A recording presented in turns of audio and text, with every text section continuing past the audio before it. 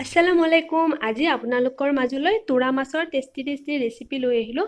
মই তোৰা মাছ কেনেদৰে বনালোঁ আহকচোন চাওঁ। তাৰ বাবে মই এয়া শুকান জলকীয়া এটা তেলত দি লৈছোঁ। ইয়াত পিঁয়াজ নহৰু মই মাছত সৰু সৰুকৈ কুটি দিওঁ, পেষ্ট কৰি নিদিওঁ।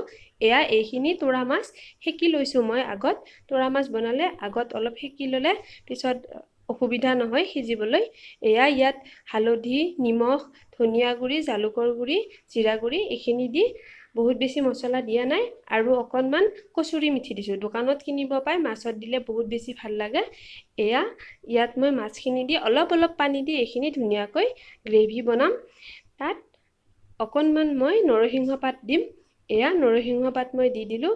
গোন্ধটো বহুত ভাল লাগে, খাবলৈও ভাল লাগে। এইখিনি অলপ লাৰি থকাত শেষত মই নেমু আঠি দিম এপিচ।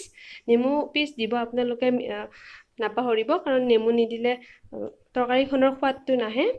মই যেনেদৰে বনাইছোঁ বহুত বেছি সোৱাদ লগা হয়। আপোনালোকে এনেদৰে বনাই চাব।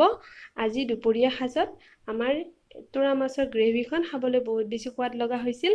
যিসকলে নবনাই বা এনেদৰে বনাই পোৱা নাই, বনাই চাব পাৰে। আৰু যিসকলে বনাই জানিবই সোৱাদটো, এনেদৰে আপোনালোকে বনাই চাব।